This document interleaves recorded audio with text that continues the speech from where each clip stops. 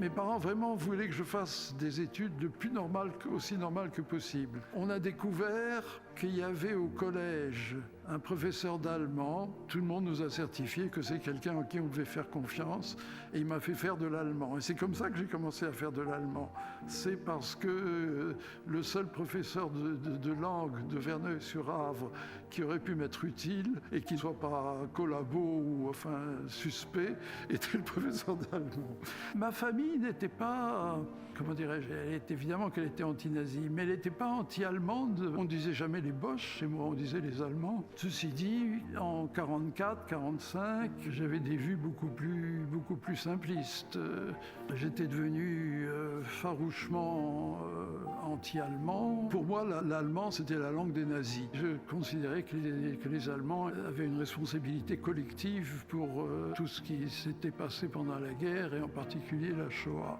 Il a fallu un certain temps avant que je me rende compte que quand même c'était pas si simple. Et puis le hasard m'a forcé à évoluer. Le fait que j'ai épousé un professeur d'allemand et le fait que j'ai eu un copain étudiant qui était d'origine allemande. Et en fait, c'était des Allemands qui avaient fui le nazisme, réalisant que ce gars avait somme toute eu des emmerdes dans sa famille analogues à celles qu'avait eu la mienne. Je me suis dit que je pouvais pas lui en vouloir personnellement. Donc la responsabilité collective, c'est un truc qui marche pas très bien et qui est difficile à justifier. Et que par conséquent, il fallait se réconcilier avec eux.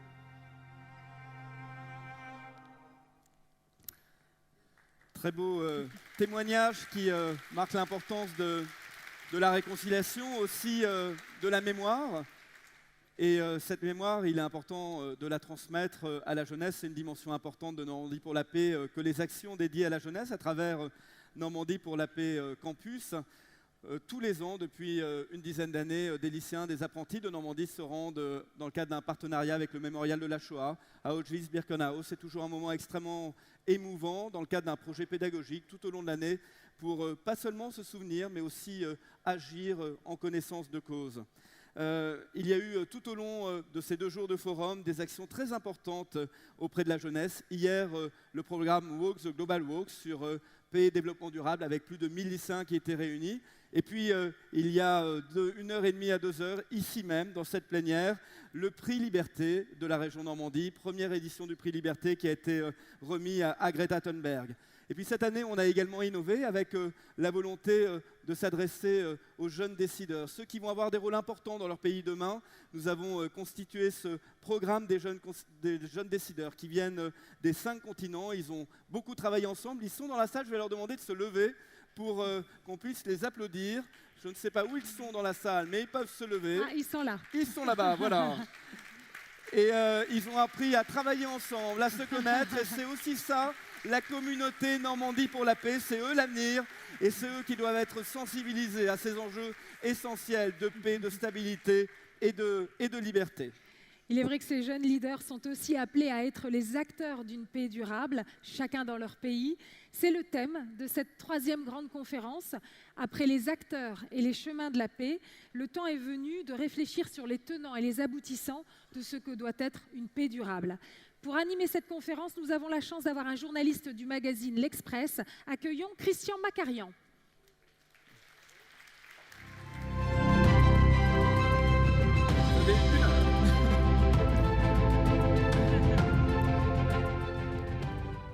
Mesdames et messieurs, merci beaucoup de votre attention et de votre constance, car arrive maintenant le plat de résistance, la conclusion de ces 2 journées très riches, extrêmement documentées, qui nous ont conduits dans différentes directions de réflexion. Bâtir donc une paix durable. Bâtir une paix durable, mais comment y parvenir, sachant que les conditions de la paix sont plus complexes que jamais. Bâtir une paix durable, cela signifie une paix enracinée. Enracinée dans un terrain, celui des relations internationales, qui par définition est instable. C'est toute cette réflexion que nous allons mener ensemble pendant 1 heure. Comment parvenir à une paix durable? Alors, c'est d'autant plus complexe et crucial que la paix aujourd'hui est beaucoup plus difficile à définir que naguère. Sous l'influence de 4 facteurs, la paix doit être désormais repensée. Nous allons la repenser avec nos intervenants que je vais vous présenter dans quelques instants. Pourquoi faut-il repenser la paix? Pour 4 raisons principales. Premièrement, parce que l'idée même de guerre n'a cessé d'évoluer à la faveur des conflits qui prennent des dimensions extrêmement multiples, vous le savez. Nous vivons dans un monde nouvellement conflictuel, dans un renouvellement conflictuel. On a parlé de guerre asymétrique il y a quelque temps. On parle désormais de guerres hybrides. Le concept de guerre évolue. Celui de paix doit s'adapter. Au Sahel, en Syrie, en Ukraine, dans 3 contextes complètement différents, il apparaît que les conflits englobent tous des volets très multiples aujourd'hui. Militaires, économiques, sociaux, ethniques, linguistiques, religieux, géopolitiques, écologiques. Deuxièmement, la paix est d'autant plus difficile à imaginer aujourd'hui que les institutions dévolues à la paix, chargées de la paix, traversent une crise à répétition. Vous le savez, ça a été abordé durant ces 2 journées. L'ONU doit se réformer, mais quand et comment? Elle doit se réformer pour devenir évidemment beaucoup plus efficace. Ou bien alors, il faut imaginer autre chose comme système. Mais quoi? De leur côté, les ONG, les organisations non gouvernementales, doivent également s'adapter à des conditions de plus en plus extrêmes, qu'on songe à la manière dont l'action humanitaire a été impossible dans le territoire occupé par Daesh. La conflictualité oblige à repenser tout cela. Troisièmement, la notion de puissance change sous vos yeux. Les grands pays illibéraux comme la Russie ou la Chine trouvent désormais une sorte de récompense à l'usage de la force. Il y a une efficacité à l'usage de la force, malheureusement. C'est particulièrement vrai dans le cas de la Russie, qui a gagné la guerre en Syrie. Or, c'est un cas très intéressant parce que justement, la Russie n'arrive pas à gagner la paix après avoir gagné la guerre. Et elle est aujourd'hui dans un processus très laborieux où elle n'arrive pas à produire une paix. Ce qui reste quand même la paix, quelque chose de lié à la notion de démocratie, quoi que l'on dise. Il y a aussi des facteurs d'espoir. Quant aux États-Unis, de leur côté, du côté des démocraties, indiscutablement, leur président Donald Trump ne cesse de relativiser la notion d'alliance. Nous, Européens, en savons quelque chose. Donc vous voyez, la notion de puissance ne va pas de soi, puisque la notion d'alliance est à son tour diminuée, ou en tout cas complexifiée. Et enfin, dernier facteur, l'idée même du multilatéralisme sur laquelle les États-Unis eux-mêmes avaient fondé leur équilibre du monde en 1945, cette idée du multilatéralisme est devenue maintenant une cible pour le président Trump. C'est une cible pour Trump, mais c'est aussi une cible pour, paradoxalement, les adversaires de Trump. La Chine ou la Russie, qui ne sont vraiment pas les alliés des États-Unis, ont parfois les mêmes objectifs à détruire ou à dénoncer ce multilatéralisme. Et pour terminer, au Moyen-Orient, région de tant de tensions, où les États-Unis étaient les peacemakers, les faiseurs de paix incontournables, peut-on encore, je vous laisse avec cette question, parler des États-Unis comme des faiseurs de paix au Moyen-Orient? Pour croire à la paix toujours, malgré tout ce que nous venons d'énoncer, pour croire à la paix envers et contre tout, les meilleurs atouts de la paix relèvent des acteurs eux-mêmes. Et ce sont ces acteurs qui vont nous aider à réfléchir, ces acteurs que je vais citer devant vous et que je vais appeler à la tribune les uns après les autres. J'appelle Madame Geneviève Garrigos, ancienne présidente d'Amnesty International.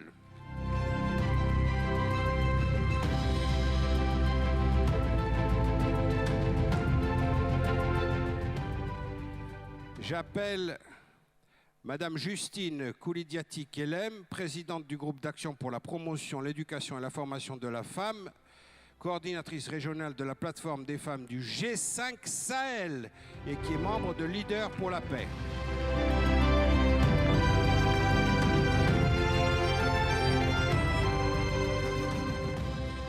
J'appelle à la tribune son Excellence Monsieur Mohamed El Baradei, que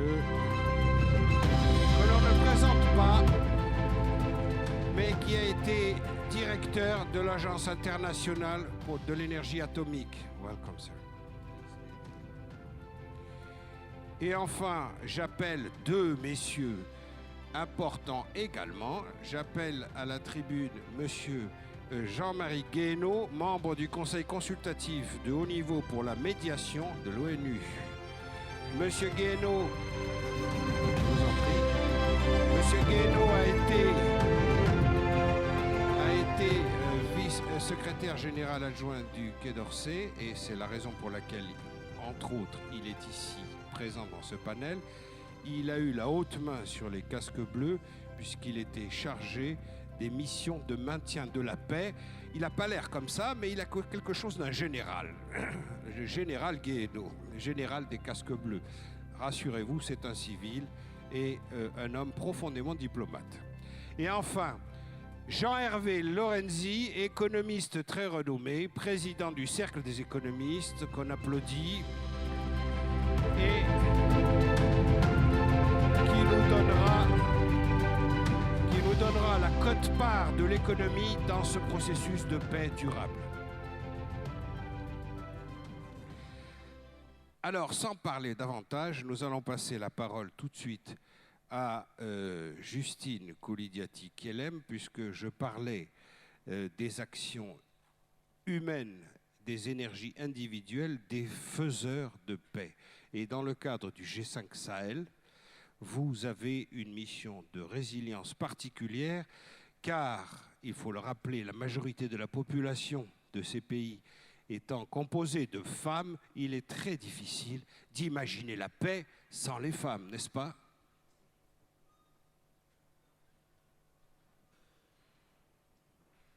Il est branché. Okay. Ben, merci beaucoup. Bonjour à tout le monde. Plus près, s'il vous plaît. Plus près de vos... Voilà. Bonjour à tout le monde. Je dirais d'entrée que la paix est notre méta-besoin. Le besoin le plus fondamental, comparable à l'oxygène dont on a besoin pour notre organisme. Sans oxygène, pas de vie. Voilà. Il parle de la femme. Je pense que lorsque la paix est menacée, malmenée, c'est une loi de la nature que la femme se mette dans la bataille pour conquérir ce dont elle a le plus cher au monde, la paix. La vie de ses enfants, la vie de ses époux, de son époux, la vie de sa famille, la femme doit s'engager. En effet, nous avons remarqué, et l'ONU même a remarqué, que l'ensemble des actions qui sont menées, les femmes sont le plus souvent mises au banc et ne participent pas au processus de paix. Elles sont latéralisées. Elles ne sont même pas, elles sont des oubliées pour compte. Non seulement au niveau social, économique, elles ont peu accès aux ressources, exclues des opportunités, de tout ce qui peut leur permettre de produire, mais mieux, elles ne sont même pas considérées pour pouvoir donner leur opinion, ce qu'elles vivent, ce qui peut être fait pour elles pour pouvoir vraiment avancer avec la paix. Elles sont pourtant numériquement les plus nombreuses. Elles sont pourtant celles-là qui conseillent les grands généraux qui vont en guerre. Et malheureusement, elles ne sont pas à la table de décision. C'est un grand problème. Il ne peut pas avoir de paix avec plus de la moitié de la population qui n'est pas écoutée, dont la problématique n'est pas prise en compte et qui ne peut pas apporter sa contribution alors qu'elle a des potentialités énormes pour pouvoir amener la paix. Depuis la cellule familiale, c'est la femme. Dans mon ethnie, on m'a appris, tu vas te marier, attention, ton mari c'est la tête. Tu restes le coup. Tu restes le coup. Moi, en tant que femme, je dois rester le coup, je n'ai pas le droit de viser la tête.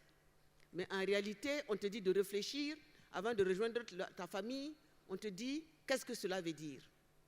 Mes amis, essayez de tourner votre tête et vous allez voir ce qui va se passer. L'homme ne peut pas réussir sans la femme. La femme est une stratège. Elle représente le coup. C'est ça. Je pense que à partir de cet instant, nous devons savoir que la FAO, les différentes études qui ont été menées ont montré que les femmes produisent plus de 80% de la nourriture du monde. Des études menées par moi-même et par des collègues montrent qu'entre 64 et 87% de ressources qui sont mobilisées et des bénéfices qui sont engrangés par les femmes sont utilisés pour leurs enfants, éducation, santé, qui sont des prérogatives de l'État, des États qui ont démissionné et qui créent la merde par la malgouvernance. Parce que tous les problèmes que nous vivons, c'est la malgouvernance, l'exclusion de la majorité des jeunes et des femmes.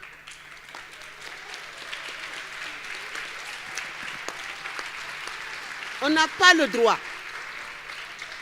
le droit d'exclure la majorité qui produit, les jeunes sans emploi, les femmes sans emploi décent et espérer pouvoir avoir le développement durable. Le développement durable, c'est quoi? C'est, selon moi, un modèle que je suis en train de construire, chers collègues, c'est de mobiliser les populations autour de leurs intérêts ou au niveau communautaire. Le niveau central ne peut plus rien faire et pendant longtemps, ça va tanguer.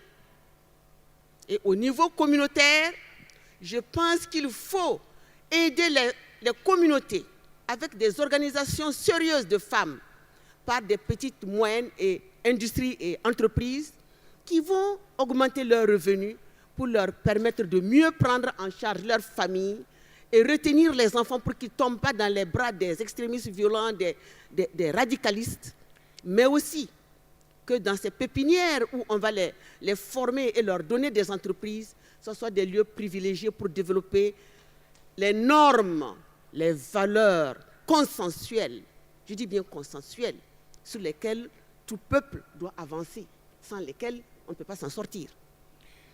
Donc voilà un peu ce que je peux dire de la problématique de la paix durable qui pourra au niveau communautaire permettre à ces communautés de développer leur système de vision, de préservation de leur communauté. On ne peut pas rentrer, je dis, à Caen sans que le premier responsable ne soit au courant. Qu'il veille, préserve et qu'il développe des entreprises qui vont faire tâche d'huile pour d'autres entreprises et qu'ils vont préserver. Et si toutes les communautés peuvent se développer pendant que le politique se mange, mais c'est tant mieux. Très bien.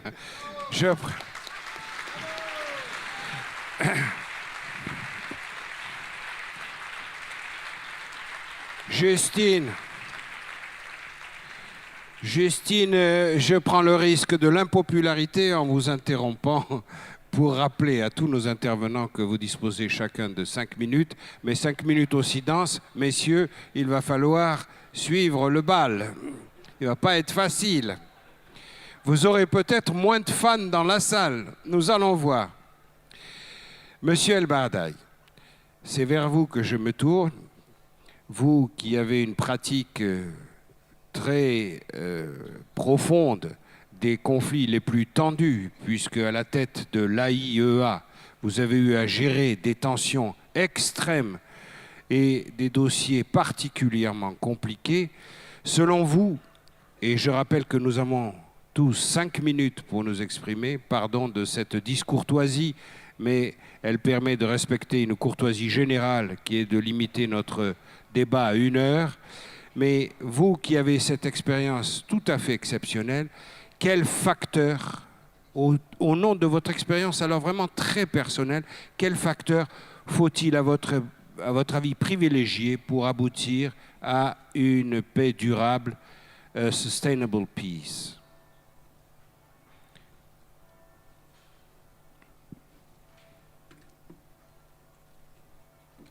Well, I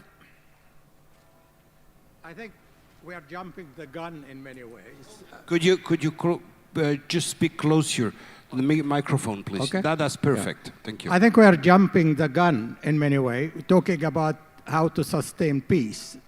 I first like to see peace, happening, and I would like to start by having a moderate objective, and that is to stop wars, If I look around right, left, and center, we're killing each other right now, everywhere, The problem, I think, if I look a big picture, the major issue we're still having is the inequality, is the inability to accept each other. We cannot accept each other. We have a system of insecurity which is completely off, completely dangerous, completely doesn't work. And we have mechanism of governance that is bust, both at the international level and at the national level. I mean, let's not fool ourselves. The UN system is dysfunctional right now, if I should put it a little bit bluntly. Government are not operating because government are not able to keep with the fast development we are having. So we need to, I think, have a specific objective. One is how to kind of stop wars, And we are not going to stop wars unless we find a social contract at the national level, at the international level. How we can live together, irrespective of race, gender, religion. We are not able to do that. If I look at my part of the world, the Middle East, it's an imploding. It's people speak violence. Nobody speaks peace.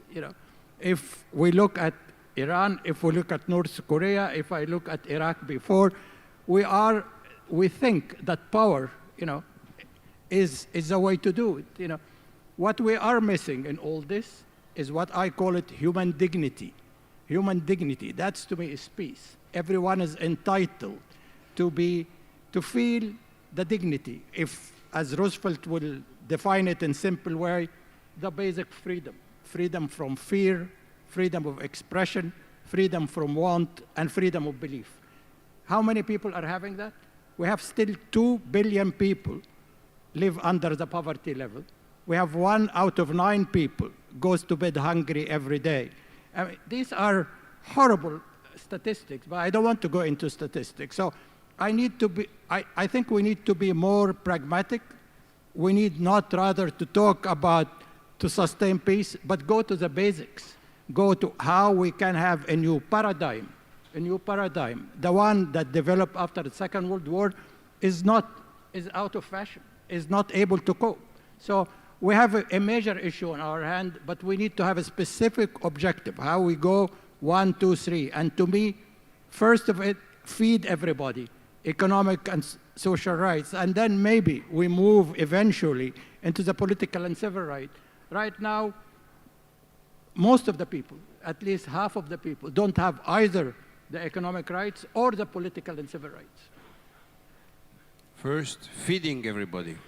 Basically feeding everybody, at least feeding the 2 billion people who are not able who live under the poverty. And I've seen, all of us have seen many of these people. We look them on television. Some of us see them on the ground. Basically, make sure that people have some dignity. They are not repressed. They are not imprisoned. They are not tortured. I mean, we see a lot of that, and we still, go through it and talk about issues which are lofty, but are not really our basic priority to me. So what do you think of all these concepts, multilateralism, and qu'est-ce que vous pensez de tous ces concepts, multilatéralisme, unilatéralisme? Is it still useful? Est-ce que ça sert encore à quelque chose? Est-ce que c'est encore utile? Sorry, what's that? I said, are all the concept we're using daily, multilateralism, unilateralism, are they useful to what you just described? Yeah, multilateral. I mean, multilateral is with us. We are not going to go away with it, you know. But the fact is, the more we have social media, the more we interact, we still have this sense of otherness. If somebody is not in my neighborhood, I don't really care much, you know. So on the one hand, we are having the tools to interact together, but on the other hand, we are going into our bunkers, little bunkers, you know. The major issue I still see everywhere, irrespective, there's a lot of racism still going on, and we need to talk about it. There's a lot of weapons that we spend trillions of dollars, and we know they cannot be used. So we live in a different world. We live in a cloud nine that does not really address the major issues we are facing, which feed people, make them sure that they have their own basic freedom, and see how we can work together, live together, and if we fight, we don't go to war. I mean, these are basic assumptions that are not there any longer. Merci beaucoup. Merci beaucoup, Monsieur Baradei. Jean-Hervé Lorenzi, je vous ai vu approuver à plusieurs reprises ces propos en tant qu'économiste, cette approche très concrète, très directe. Est-ce que vous la partagez? Encore plus que concrète, très lucide sur le sujet. D'abord, merci de participer à cette merveilleuse initiative sur la paix. Bravo et je vous en remercie infiniment.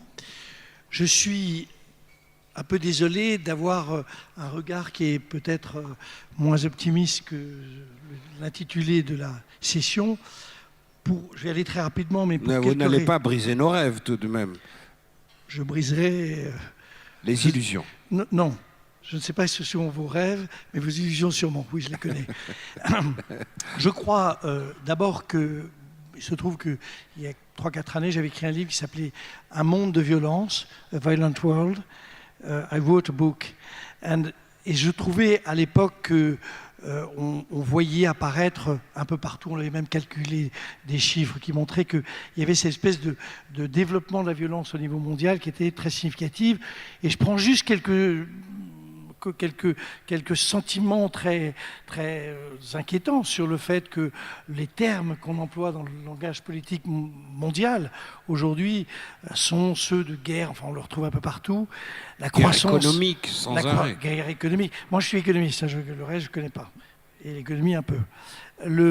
La partie, je dirais, la croissance des dépenses militaires est quand même toujours inquiétante, même si nous parlons sous le regard bienveillant d'un général en civil. Mais chaque année, la croissance des dépenses militaires est d'environ 5%, et elle est concentrée, on l'oublie parfois, sur 2 pays. La Chine et les États-Unis représentent 50%, plus de 50% des dépenses militaires. Vous me direz, je ne suis pas en train de dire qu'il va y avoir une guerre entre eux, je dis juste que ce ne sont jamais des signes positifs. Alors pourquoi est-ce qu'un économiste, pourquoi des économistes? Parce que je pense que nous sommes nombreux à penser que la route vers la paix, l'établissement de la paix n'est pas si durable, n'est pas si évidente que cela. Pourquoi est-ce qu'on peut affirmer cette position? Pour 2 ou 3 raisons, et puis j'espère, comme je suis un optimiste, qu'on va surmonter les difficultés. La première idée qui me semble qu'il faut que nous ayons tous en tête, c'est que la croissance mondiale va ralentir. Elle va ralentir de manière significative. Ça fait des années que nous sommes plusieurs économistes à mettre ça en avant. On est en train de le constater. Tout simplement pour des raisons de démographie. Le monde vieillit. Le vieillissement du monde entraîne un ralentissement de l'économie. Tout simplement aussi parce que ce qu'on appelle la transition technologique, elle est très compliquée à gérer. Elle le fut très compliquée à gérer dans toutes les révolutions industrielles précédentes. Il y a un moment où vous avez des gens qui s'en sortent très bien, qui sont très qualifiés, et puis énormément d'emplois qui sont créés à droite et à gauche et qui sont plutôt des emplois non qualifiés. Et puis il y a cette dette, cet endettement, le rôle de la finance. Je donne juste ce chiffre parce qu'il est quand même incroyable. Vous vous souvenez qu'il y a eu une crise en 2007-2008. Depuis 10 ans, la croissance de la dette mondiale publique, privée, tout ce qu'on peut imaginer. Tout cumulé. tout cumulé, a été de 150%. Donc la sagesse sur la dette, on regardera ça. Et quand c'est un monde, comme c'est un monde qui est très difficile dont il est très difficile à imaginer qu'on puisse le maîtriser, on peut toujours avoir des accidents. C'est pour ça que le mot durable me paraît compliqué. Alors qu'est-ce qu'on peut faire ? Moi je suis comme vous, je pense qu'il faut d'abord penser à nourrir les gens, parce qu'il y a bien d'autres choses. Des tensions sur les ressources rares. Il y a quand même encore 800 millions de personnes qui n'ont pas l'eau potable. L'Afrique, dont on dit à juste titre que c'est le continent de l'avenir, l'Afrique ne reçoit l'électricité que pour 25% de sa population. Donc on est confronté en réalité à des sujets difficiles. Et j'allais oublier évidemment, c'est un énorme problème du changement climatique. Les économistes se sont mis à vraiment travailler sur le sujet, puisque le prix Nobel d'économie de l'année dernière le professeur Nordhaus est un spécialiste des problèmes de changement climatique. Et on s'aperçoit que les chiffres qui doivent être mis en œuvre si on devait essayer d'assurer une transition souhaitable par tous sont gigantesques. Il n'y a pas la queue aujourd'hui d'un euro ou d'un dollar qui soit disponible pour ce genre de choses. Ça coûterait, si on veut simplement, j'allais dire, équilibrer le dispositif tel que ça a été défini dans la COP21, il faut 2500 milliards de dollars annuellement. Je ne sais pas où on les trouve, peut-être vraisemblablement dans la dette, mais en tout cas, c'est un problème qui est très angoissant. Et les chiffres montrent que si on ne le fait pas, au-delà du fait qu'il y a une difficulté sur l'avenir de notre planète, il y a une baisse de la croissance très importante, puisqu'on parle de baisse de plusieurs pourcents sur ce qui pourrait arriver. Donc, vous voyez que ça le rend quand même un peu sceptique sur l'idée qu'il ne va pas y avoir des tensions, j'allais dire diplomatiques, de crises, de conflits qui apparaissent, mais vous-même, vous avez rappelé à quel point le monde est en conflit. Alors, comment est-ce qu'on peut faire pour en sortir ? 4 hypothèses que je soumets à notre diplomate, qui va sûrement trouver les solutions. La première, c'est relancer une forme de multilatéralisme dont vous avez dit à juste titre, et vous avez posé la question, oui, qu'il est inexistant. C'est en train de disparaître. L'OMC, en tout cas, il est menacé. Oui. Il est très menacé. Il faut évidemment prendre en compte, par exemple, les 25 millions de personnes qui sont des réfugiés climatiques. Comment on fait ? Ça, ce n'est pas un problème de réfugiés économiques, ce n'est pas un problème de migration économique, c'est un problème de gens qui sont simplement les victimes du fait que tel ou tel pays développe finalement des conditions climatiques qui sont tragiques. Il faut développer évidemment un prix du carbone, il faut arriver à ralentir, et le prix du carbone, là aussi il y a beaucoup de travaux académiques, beaucoup de gens qui réfléchissent, mais on est encore au tout début. Et je termine là-dessus, il faut une finance qui soit maîtrisée et durable. Je termine, parce que je suis un optimiste, en disant qu'il y a 2 pays formidables qui nous donnent une lumière dans la nuit, c'est le Bhoutan et le Costa Rica, qui ont introduit dans leur... Voilà, qui est original, mais j'espère qu'il y a un représentant dans la salle. Je ne suis pas sûr que le Bhoutan et le Costa Rica permettent de résoudre l'ensemble des problèmes que j'ai soulevés, mais dans leur constitution, il y a l'idée du bonheur, de la paix, de tout ça. Et je me suis demandé si je n'allais pas devenir... Allez, rejoindre ces pays-là. Je vous remercie. Bon.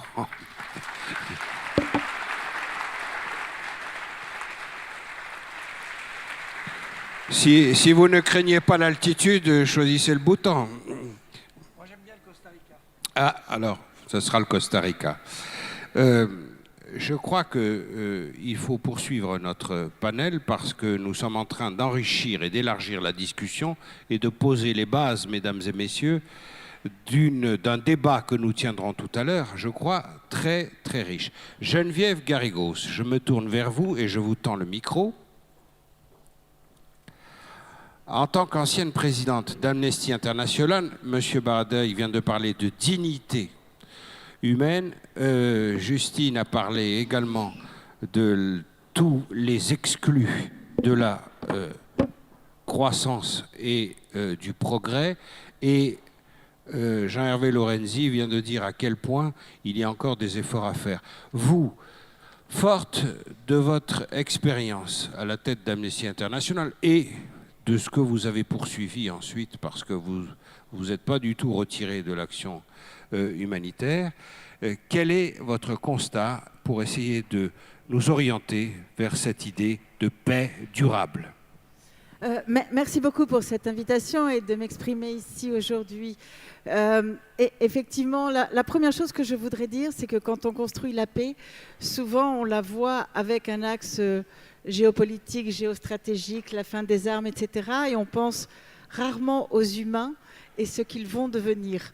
Et à chaque fois qu'il y a une négociation de paix, je pense toujours à Louis Joinet qui, en 1997, dans le cadre de justement la justice transitionnelle, avait bien établi ce triptyque qui est la vérité, la justice et les réparations.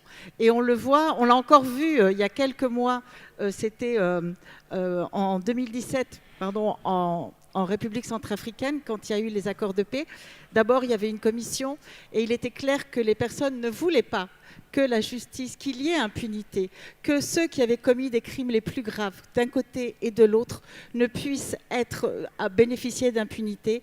Pourtant, le traité de paix qui a été signé, eh bien, il y a justement des clauses d'immunité et on voit aujourd'hui que de toute façon, la paix n'avance pas. Parce que on peut parler des causes aujourd'hui qui pourraient faire qu'il y ait des conflits qui naissent. Mais ce qu'il faut voir, c'est les conflits qui se répètent et qui se répètent et qui se répètent parce que la justice n'est pas là. Quand on voit aujourd'hui la situation au Venezuela, qui est une situation absolument dramatique, ce n'est pas uniquement une question humanitaire, c'est derrière une question d'impunité. C'est une question que ceux qui aujourd'hui sortent dans la rue vont être justement réprimés sévèrement, on va utiliser la torture. Et ça, on le voit, aujourd'hui je m'occupe justement de tout ce qui est Amérique, on le voit pratiquement dans tous les pays d'Amérique latine. Regardez ce qui se passe au Brésil où on revient, et là c'est le devoir de mémoire, on revient sur le fait que la dictature militaire aurait eu du bon, et tout cela entraîne et génère des conflits qui reviennent et qui reviennent. Et cette notion d'impunité qui naît justement de la fin des conflits, de ces accords de paix où la justice n'est pas mise en place comme il se doit, ça va se poursuivre et ça va miner d'une part les victimes, leurs familles de victimes. Regardez, 30 ans après, 40 ans après, les familles de victimes continuent à demander justice. Et je pourrais vous citer de très nombreux pays comme cela. Mais en plus, il y a une justice qui est souvent défaillante derrière, qui ne fonctionne pas, et il n'y a pas confiance dans les structures de l'État. Et dès lors qu'il n'y a pas de confiance dans les structures de l'État, eh bien, on ne peut pas construire une paix durable. Et je sais que nous avons peu de temps, mais pour finir mon propos, je voudrais dire à quel point cette justice est devenue importante aujourd'hui. Vous regardez les Syriens, qu'est-ce qu'ils ont fait? Ils ont collecté toutes les preuves qu'ils ont pu rencontrer. Pourquoi? Parce qu'ils se disent que peut-être qu'ils n'obtiendront pas justice aujourd'hui, peut-être que, et probablement la paix qui est en train de se dessiner ne permettra pas d'ailleurs aux réfugiés de rentrer. Mais ils ont espoir qu'un jour il y ait justice. C'est ce qu'on voit dans de nombreux pays. Mais vous voyez aussi, par exemple, quand dans les territoires autochtones aujourd'hui, il y a des problèmes sur leurs terres avec les concessions minières ou les concessions agricoles et autres. Que font les peuples autochtones? Que font tous les défenseurs des droits humains qui sont menacés? Ils cherchent eux aussi des preuves pour aller devant les cours nationales, devant les cours régionales, devant les cours internationales. Je pense sincèrement que si on veut construire une paix durable, si on veut donner confiance et si on veut que toute cette société civile, les défenseurs, puissent se mobiliser et croient en la paix, il faut qu'on les aide à construire partout une justice, mais une justice impartiale, une justice indépendante, où on reconnaisse les droits et la dignité de chacun. Les droits, la dignité et les droits de chacun. Et les droits. Merci beaucoup. Monsieur Guéhenno, vous avez la parole en dernier parce que vous êtes diplomate et que vous avez été rompu à l'art de la patience. Donc vous ne souffrez pas, je le sais. Et surtout, votre intervention vous permet de reprendre tout ce qui a été dit. Nous avons entendu parler d'urgence, nous avons entendu la relativité des problèmes économiques, que l'ampleur des problèmes économiques induit. Nous avons entendu l'entrain et l'allant de femmes que Justine nous a démontré. Et nous avons aujourd'hui besoin aussi de votre témoignage, vous en tant que professionnel de la paix. Vous avez été faiseur de paix institutionnel, si j'ose dire, en tant que chargé des opérations de maintien de la paix, c'est-à-dire en fait chef des casques bleus. Quelle expérience en avez-vous retirée en termes de paix ou de construction de paix? La première expérience, c'est que c'est un art extraordinairement difficile. Il y a une statistique qui dit toute la difficulté. 90% des conflits du XXIe siècle ont éclaté dans des pays qui sortaient de conflits. La récidive est malheureusement la loi naturelle des conflits. Alors, en écoutant le panel, on se rend bien compte que si on veut la paix, il faut une orchestration d'efforts multiples. Il faut que les femmes soient à la table, il faut effectivement que la justice soit là, parce que s'il n'y a pas de justice, ça veut dire responsabilité collective, ça veut dire esprit de revanche. Il faut aussi, je dirais, que la sécurité soit là, parce que si quand on regarde un policier, quand on regarde un militaire, on change de côté de trottoir, parce qu'on se dit que ce policier ou ce militaire, c'est une menace, ce n'est pas une protection. Évidemment, tout le reste, le développement, qui est important, le développement ne peut pas avoir lieu parce que les écoles, on les brûlera, les hôpitaux, on les détruira, et donc, sans sécurité, rien ne se passera. Mais une fois qu'on a dit cela, on n'a encore rien dit. Parce que la sécurité, la justice, ça suppose de la légitimité. Et comment on bâtit la légitimité ? Là, on voit bien qu'on est dans une crise qui ne touche pas seulement les États qu'on appelle de façon un peu arrogante, les États dits fragiles. La crise de la légitimité, elle est dans tous nos pays. On la voit même dans notre pays à certains moments. Comment est-ce qu'on rebâtit aujourd'hui de la légitimité, alors qu'on est dans un monde en réseau où les communautés non territoriales sont quelquefois aussi importantes que les communautés territoriales, où on peut se monter la tête en quelque sorte dans des groupes qui vivent de leurs propres informations, de leurs propres infox. Ça, c'est extraordinairement difficile. Et on voit bien que sur la question de la légitimité, il y a un débat international, si je me place maintenant au-delà de la question de chaque société. Parce qu'on voit bien que quand on parle par exemple de maintien de la paix, pour les Occidentaux, longtemps l'idée ça a été allons le plus vite possible vers des élections, comme la solution qui va permettre de tout régler. Et on voit bien que les élections, c'est un élément fondamental de légitimité, la représentation. Mais en même temps, des élections dans un pays divisé, il y a des vainqueurs et des vaincus. Et donc, une élection qui se produit sans que le tissu de la société ait été réparé, c'est le moment de tous les dangers. Donc cette question de la légitimité, on voit bien qu'entre la Chine, qui pense que la légitimité, c'est au fond l'efficacité, la manière dont on distribue des services, et je ne sous-estime pas cela, que des centaines de millions sortent de la misère, c'est magnifique. Mais si c'est seulement cela, c'est fragile. Et la légitimité, c'est aussi une certaine légitimité internationale. Et là, ayant longtemps travaillé pour les Nations Unies, Jean-Hervé Lorenzi m'interrogeait sur le multilatéralisme. Le multilatéralisme, ce n'est pas une formule technique, c'est l'idée que le compromis dans la société, pour une société, est plus important que la victoire. Et ce qui m'inquiète le plus dans le monde d'aujourd'hui, c'est qu'on est de plus en plus dans un monde de vainqueurs et de vaincus. Que l'idée qui domine, c'est qu'il faut écraser. Et sur cette idée-là, on ne fera rien. Si chacun pense que mon pays d'abord, mon pays en vainqueur, eh bien tout le monde sera perdant. On voit bien que sur les problèmes que vous avez soulevés, sur les solutions qui s'esquissent, que ce soit sur le changement climatique, que ce soit sur l'immigration, sur la gestion même macroéconomique du monde, on ne peut pas avoir une gestion fragmentaire. Il faut avoir une gestion négociée. C'est ça le multilatéralisme. Et le multilatéralisme, ce sont des institutions, mais derrière ces institutions, il faut qu'il y ait une vision, il faut qu'il y ait une croyance partagée. Et cette croyance, aujourd'hui, elle est de moins en moins partagée. Alors bien sûr, là, on pose des questions stratégiques. La Chine s'investit de plus en plus dans les Nations Unies. Et je crois que c'est une bonne chose. Moi, quand j'ai dirigé les opérations de maintien de la paix, j'ai insisté, j'ai poussé les Chinois à s'engager davantage. Je pense que les Nations Unies ne peuvent pas marcher si les grands pays ne sont pas actifs aux Nations Unies. Mais en même temps, je me rends bien compte que entre les Chinois et nous, sur un certain nombre de questions fondamentales, il y a des différences fondamentales. Et que là, il faut que nous nous défendions.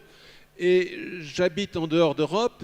Je crois que si on veut que demain il y ait une paix durable, il faut que les Européens se ressaisissent un peu. Parce que les Européens pensent à leurs problèmes entre eux. Mais en fait, le reste du monde regarde ce que l'Europe va devenir. Ils voient l'Europe comme une expérience unique, assez remarquable, et une expérience qui est aujourd'hui menacée. Et donc, quand l'Europe travaille à se reconstruire, à se construire, à se développer, elle ne travaille pas seulement pour elle, elle travaille pour le reste du monde et pour la paix bien au-delà des frontières de l'Europe. Merci beaucoup, Monsieur Guéhenno. Alors,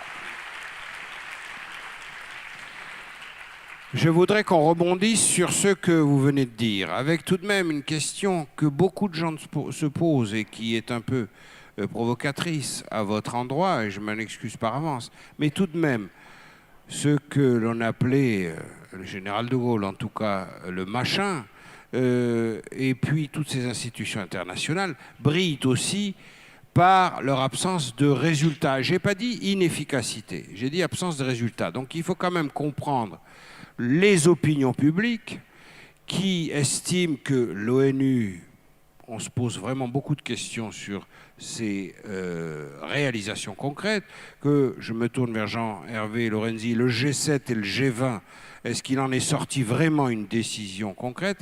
Comment expliquer que tout cela est néanmoins utile? Si toutefois c'est votre avis. Là, je crois que en fait, la défense n'est pas difficile. Parce que quand vous allez posez votre question aux habitants de Sierra Leone, posez votre question aux habitants du Libéria, posez votre question aux Namibiens, posez votre question aux pays qui ont été en conflit en Amérique centrale. Ils vous diront que les efforts des Nations Unies, posez votre question aux Cambodgiens, aux habitants du Timor-Leste, ils vous diront qu'aujourd'hui, leur vie n'est pas parfaite, mais elle est bien meilleure qu'elle n'était avant l'intervention des Nations Unies. Et même, je vais prendre le cas de ce qui pour moi est un échec, la République démocratique du Congo. Et bien, je suis néanmoins fier d'avoir contribué à ce que des dizaines de milliers de vies aient été sauvées et continuent d'être sauvées en République démocratique du Congo grâce à la mission des Nations Unies, qui est un échec dans la mesure où elle n'a pas réussi la transformation politique de la République démocratique du Congo. Mais elle a sauvé des dizaines de milliers, des centaines de milliers de vies. Et donc, les Nations Unies, dans l'activité la plus difficile du maintien de la paix, je crois que le bilan est beaucoup plus nuancé que ce qu'on veut bien dire. Et puis on oublie tout le reste. C'est-à-dire, si vous pensez à ce qui se passe dans le domaine de la santé avec l'OMS, si vous pensez à tout ce qui se passe dans les différentes agences des Nations Unies, il y a tout un monde du multilatéralisme qui est assez technique, mais où, sans lui, les choses iraient beaucoup plus mal. C'est vrai pour l'OMS, oui. Ça, une fois, je visitais l'Organisation mondiale de la météorologie. Oui. On m'a expliqué que le budget minuscule de l'Organisation mondiale de la météorologie, il permet aux compagnies aériennes des économies énormes de carburant, et donc pour l'environnement, parce que le carburant brûlé, c'est un des éléments du changement climatique, c'est un bénéfice énorme parce que la surveillance mondiale des vents permet d'adapter les routes aériennes d'une façon qui fait des économies considérables. Donc les Nations Unies, on voit le cynisme des États, on voit les batailles entre États, oui. Mais derrière tout cela, il y a des gens qui pensent à une organisation qui continue d'être très en avance sur son temps. Geneviève, vous vouliez ajouter quelque chose? Oui, pour nous, à Amnesty, il y a un point sur lequel on milite aujourd'hui, ce serait pour que le Conseil de sécurité, puisqu'on connaît le rôle de Conseil de sécurité des Nations Unies, il n'y ait pas de veto quand il s'agit de saisir la Cour pénale internationale pour les crimes de guerre contre l'humanité et génocide. Parce qu'on voit comment là, il y a une paralysie, et cette paralysie... Soyons concrets, vous souhaiteriez que le droit de veto ne s'applique pas au champ judiciaire international? Non, pas au champ judiciaire, la saisie. C'est-à-dire, en fait, on fait toujours la confusion, parce qu'on demande la saisie, on pense qu'on est déjà en train de juger. La saisie, ça veut dire que la CPI pourrait mener des enquêtes, etc. Oui. C'est le premier pas. Donc nous, on demande ça. Et c'est vrai qu'aujourd'hui, on l'a vu sur de nombreuses crises, on l'a vu sur la Syrie, par exemple, combien, à multiples reprises, j'ai oublié le nombre, justement, les résolutions pour la saisie notamment de la Cour pénale internationale ont été bloquées par la Russie, parfois avec le soutien de la Chine et autres. Et cela a généré justement cette image que l'ONU est bloquée, n'avance pas. Ce sont les États, ce sont ces règles, mais ça peut changer. Par contre, et c'est ça aussi, je pense qu'on regarde tout ça, nous, toujours comme des Occidentaux, regardons ça, essayons de regarder ça, et je vous rejoins tout à fait, comme si on était, pas au Libéria aujourd'hui, mais en Centrafrique, en Syrie et ailleurs. L'espoir que cela représente, c'est à nous de faire que ce machin, il paraît que c'était un machin, devienne cette instance internationale que nous souhaiterions. Mais elle est là, il faut la construire, il faut continuer à la faire évoluer, mais il y a de l'espoir derrière, et cet espoir est immense, il ne faut jamais l'oublier. Très bien, donc le transformer et surtout pas remettre en cause son existence comme c'est à la mode aujourd'hui. Mohamed El-Baradei, vous vouliez intervenir sur ce point? I don't think the discussion is whether the UN system we are better with or without. Obviously, we are better with the system. But the argument is the system is dysfunctional. I mean, I'll give you just simple example of yesterday. Yesterday, the military in Sudan went around killing people who were simply looking for a civilian government. 60 people were killed. Security Council decision on that, it's an internal affair. Yes, that's what they said. Yes. Yeah, and then some of these people will try to save their life and immigrate. 1% immigrated to Europe, 1% of the European, and now Europe is defined by the crisis of immigration. You know, the whole politics in Europe is now centered around 1% of immigrants without asking ourselves why they did immigrate. You need to look at the specifics. You need to look at Europe now, for example, Syria. Half the Syrians have become immigrants. Do you think the West has any credibility now in the Middle East or in Africa? Zero, frankly. I mean, I'm telling you that, and it's sad, because when it comes to human rights, when it comes to democracy, all you hear is, we express concern. That is basically the message. And yet, we talk about economics. Why there is 9 people, or 8, I think, who owns half the wealth of the planet? If that's the way we should go? I mean, these are issues that goes to the heart of our essence, our humanity. We need to understand, and we need to understand and stop.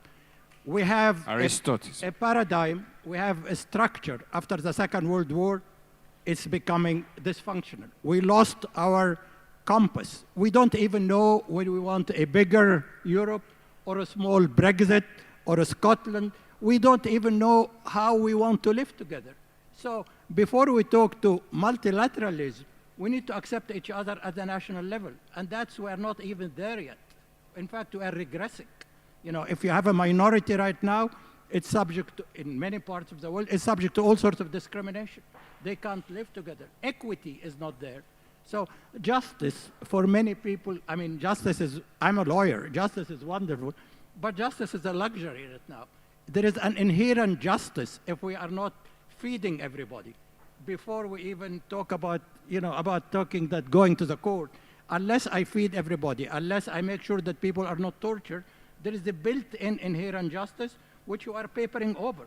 The powerful the people who have influence, have decided that this is not our case any longer. We will not go for people, we will go for geopolitics. So if I have a good dictator, I'd work with the dictator. But I'll forget about the people right now. But is that stable? Is that would lead to peace? Are we able to sustain peace in that direction? I don't think so. Merci beaucoup, Mohamed El Baradei. Justine, après Hervé. Jean-Hervé, je crois que la qualité et la valeur du témoignage de Mohamed El Baradei sont tout à fait remarquables. Très rapidement. Et ça appelle un commentaire de votre part. Je pense qu'il y a deux sujets assez séparés. Le premier que vous venez de redire, c'est le fait que le multilatéralisme d'aujourd'hui est un peu dans les eaux basses. Ça ne marche pas très bien pour des milliers de raisons. Il y a des moments où ça marche. Puis un deuxième sujet qui est plus important et que toi-même tu as lancé comme discussion, quand tu as dit qu'il faut redéfinir la paix. En réalité, on n'a pas d'instrument aujourd'hui qui correspondent aux problèmes qui sont devant nous, qui sont les problèmes d'immigration, qui sont les problèmes de réchauffement climatique, qui sont les problèmes, vous avez dit tout à l'heure, d'inégalité dans le monde, qui sont les problèmes de réorganisation de ce que nous les économistes, appelons la chaîne de la valeur, c'est-à-dire on ne va plus produire exactement les mêmes conditions. Tous ces problèmes que nous ne savons pas résoudre, nous n'avons pas de lieu même où nous pouvons discuter de leurs difficultés et de la manière dont on peut envisager de les résoudre. Donc c'est la raison pour laquelle la critique souvent est commune. On ne peut pas reprocher aux Nations Unies de ne pas être capable de résoudre des problèmes pour dans 20 ans. C'est un autre sujet. En revanche, c'est vrai qu'aujourd'hui, un petit peu de capacité de rebondir sur les sujets ne ferait pas de mal. Justine, nous avons besoin de vos lumières sur ces points. Merci beaucoup. Vous voulez qu'on vous dise la vérité? Nous sommes des activistes, nous sommes partout. Dans la lecture, j'ai vu que Jean 23 avait dit que l'élément fondamental de la paix, c'était la vérité. Si on ne se dit pas la vérité, on ne peut pas avoir la paix. Surtout, on ne peut pas avoir une paix durable. Sincèrement... Ça rejoint ce que disait Geneviève sur la justice. Sincèrement, au niveau de l'ONU, on a un problème. Que ce soit dans les CSW et ailleurs, je vais vous le dire, nous accusons le plus souvent l'ONU. Parce que souvent, c'est comme si l'ONU voit des gens qui vont décrépiter un mur, ils regardent. Lorsque le mur est décrépité, ils viennent dire qu'est-ce qui se passe. Et pourtant, ils voyaient la chose. Ça, c'est un point. Présentement, il n'y a pas d'instrument. Des textes qui ont été mis en place depuis 70 ans. On veut que ça continue à fonctionner dans un monde en perpétuel changement, mutation, insaisissable. Ce n'est pas possible. Troisièmement, je vais vous dire que nous, nos critiques en tant que femmes, nous nous sommes rendus compte qu'il y a plus de missions, plus de réunions que d'actions véritables pour changer le monde à l'ONU.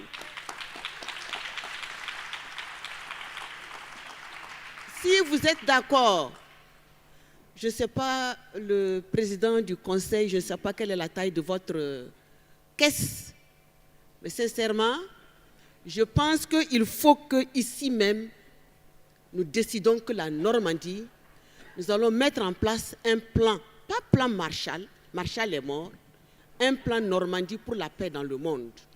Ah, ben voilà. Ce plan... Yes, ce plan qui va reprendre les textes de l'ONU pour les revoir, mais ne pas perdre son temps, mais agir pour un monde plus juste, plus véridique. On ne peut pas continuer dans le mensonge. Un adage de chez moi dit que tout ce qui se passe à minuit sous les lits se déroule sur les toits à midi. Ne pensez pas, ce n'est pas la peine que les grandes puissances, que les chefs d'État pensent que ce qu'ils font, les gens ne sont pas au courant. Ils le font avec des gens. Les gens sont au courant. Et c'est ça qui fait meurtrir les cœurs. C'est ça qui fait que c'est la rue qui gouverne. C'est ça qui fait que ça ne va pas. Au niveau de l'ONU, il y a eu une année où on nous a réunis parce qu'on voulait qu'on accepte une définition de la famille. qui n'est pas celle qui est adaptée à la plupart des pays africains. On a compris après le jeu, on était obligé de bloquer. Donc, il faut qu'on se dise la vérité. L'ONU, il faut repenser l'ONU elle-même. Elle n'arrive pas à gérer, ce n'est pas possible. Yeah. Ensuite, si je vais arriver au niveau des femmes, je vais dire que nous n'accepterons plus, nous et nos enfants, d'être utilisés, d'être des fonds de commerce, parce que quand on dit qu'est-ce qui ne va pas, on sort les indicateurs sur les femmes, particulièrement en Afrique, pas alphabétisées, pas de travail décent, indicateurs sur le jeune, chômage, etc. Quand l'argent vient, on ne sait pas qu'est-ce que les politiciens en font avec leurs amis. On fait comment? On va aller, on préfère mourir brutalement que de mourir à petit feu. Les jeunes n'accepteront plus, il faut qu'on se dise la vérité. Moi, j'ai fait le tour de nos pays, en Afrique et ailleurs. Quand on cause avec les jeunes, ils disent qu'ils ne sont pas d'accord. Vous-même, vous entendez, ils disent qu'ils ne sont pas d'accord. Allez sur les sites internet, ils ne sont pas d'accord. Et vous pensez qu'il faut continuer à dire que ça va? Il faut aller dans leur sens, sinon, ça va aller très mal. Merci. Bon, voilà qui est clair. Bon, je pense que M. Hervé Morin est saisi du plan Normandie pour la paix, donc peut-être pour l'an prochain, à innover. Et comme il est très difficile de prendre la parole après vous, je me tourne vers Jean-Marie Guéhenno, puisque c'est son métier, les missions difficiles. Bon, moi je dirais que l'ONU, elle est prise dans une double difficulté. La première, c'est que l'ONU, c'est à la fois une organisation d'État, mais qui veut représenter les peuples. Les premiers mots de la Charte des Nations Unies, c'est « nous, les peuples ». Mais les institutions de l'ONU sont des institutions d'État. Et donc c'est l'aspiration des peuples qui est traduite ensuite par des États qui ont chacun leurs égoïsmes, leurs priorités. Et donc l'ONU, elle est supposée représenter une communauté internationale qui n'existe pas vraiment. Et ça, c'est l'immense difficulté. Quand on a été, comme moi, fonctionnaire des Nations Unies, tous les jours de sa vie, de travail, on essaie de ne jamais oublier qu'on est là pour représenter les peuples, mais qu'on doit tenir compte des contraintes des États. Parce que si on les ignore, on n'ira nulle part. Et c'est ce chemin étroit qu'il faut essayer de parcourir. Et l'autre difficulté, c'est celle que soulevait Jean-Hervé Lorenzi, c'est qu'aujourd'hui, les États, non seulement ils ne représentent pas complètement les peuples, mais qu'il y a toutes sortes d'autres acteurs qui sont aussi influents que les États. Des grandes entreprises, des grandes ONG, des grandes organisations criminelles, donc pour le bien et pour le mal. Les GAFA, il y a une multitude de structures qui ont autant de pouvoir, et dans un certain nombre de cas, beaucoup plus de pouvoir que beaucoup d'États.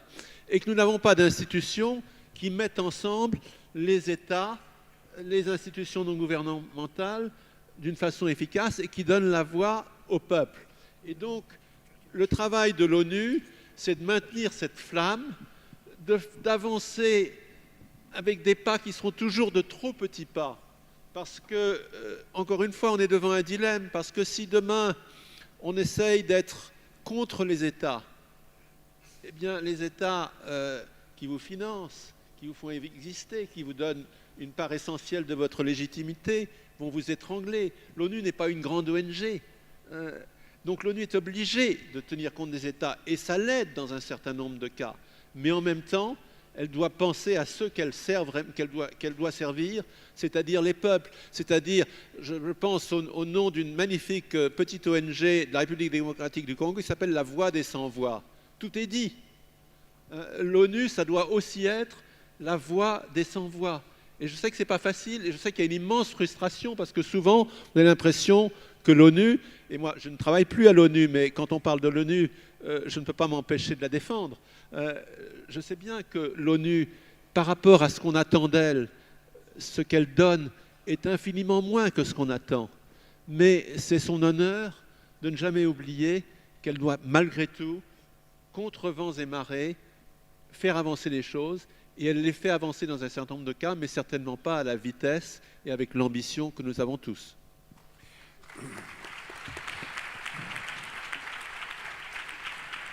Mr. Baradai, sir, do you share this point of view? Est-ce que vous partagez cet avis?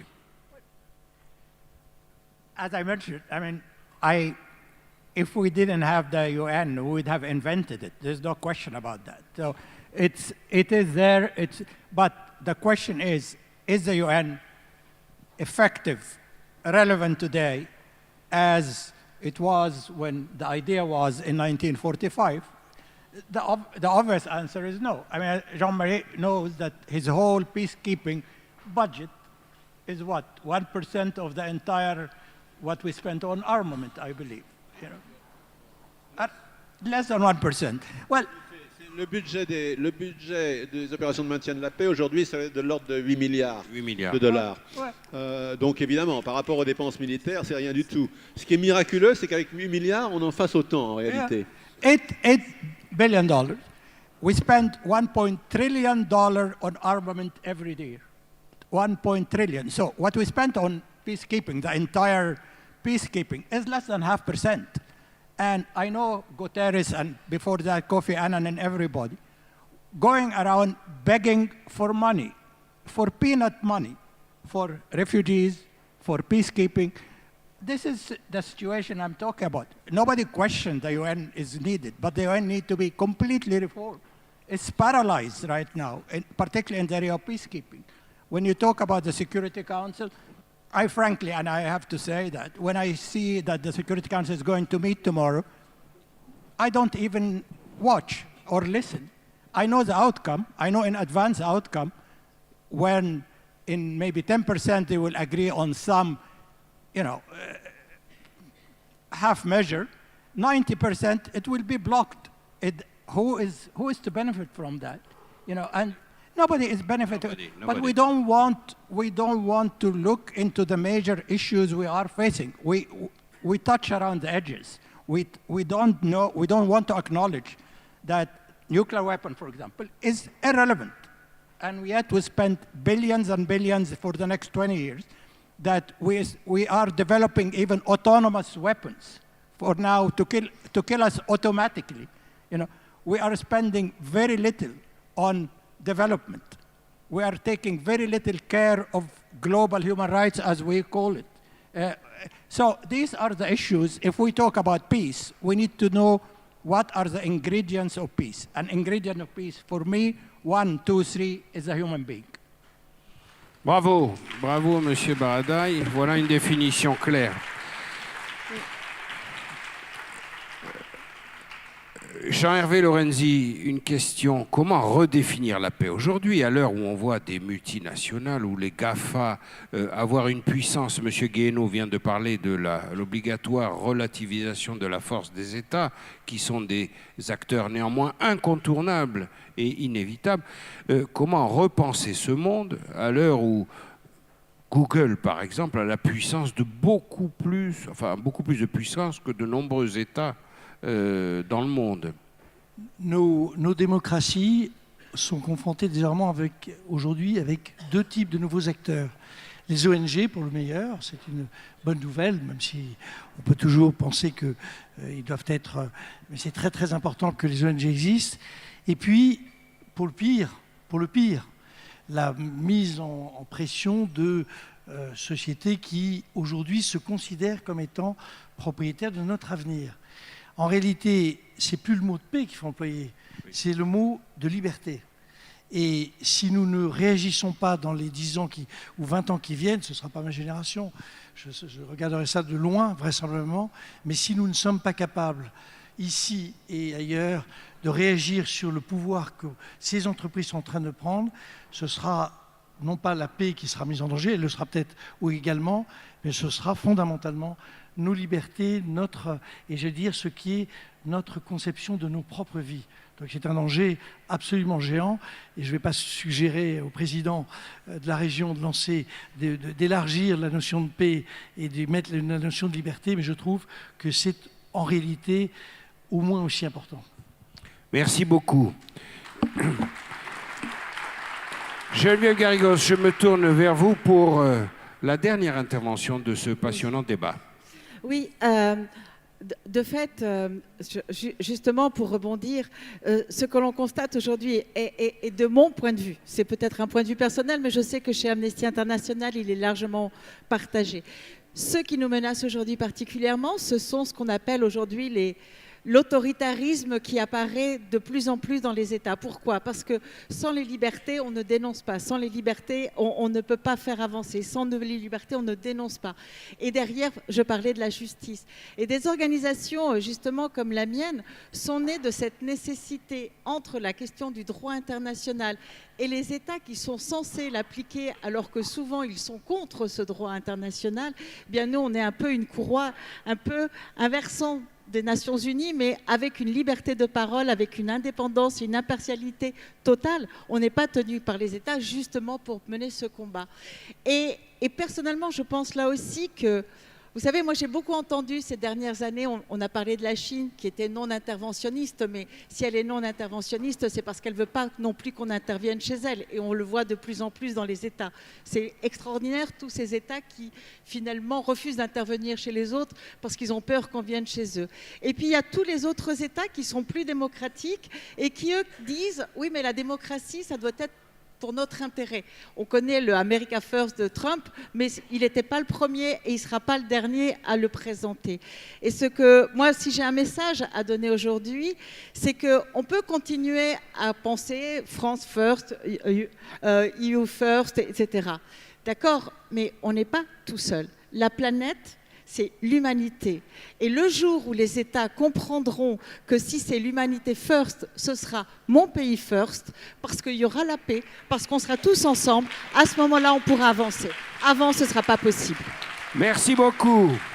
Merci de nous offrir la conclusion de ce passionnant débat. Merci à M. Guéhenno, merci à Justine, merci à M. Mohamed El Baradei et merci à Jean-Hervé Lorenzi.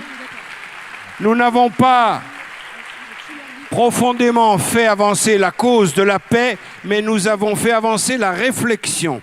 Et c'est pour cela que nous sommes heureux d'être tous ensemble réunis autour de ce thème crucial qui est la paix. Restez avec nous, le programme continue.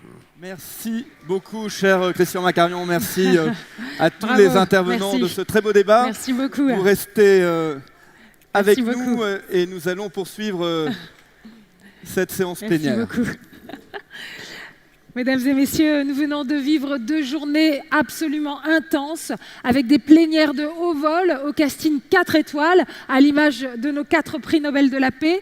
Vous avez pu assister à plus d'une trentaine de débats au sujet extrêmement variés. Vous avez été des milliers à venir.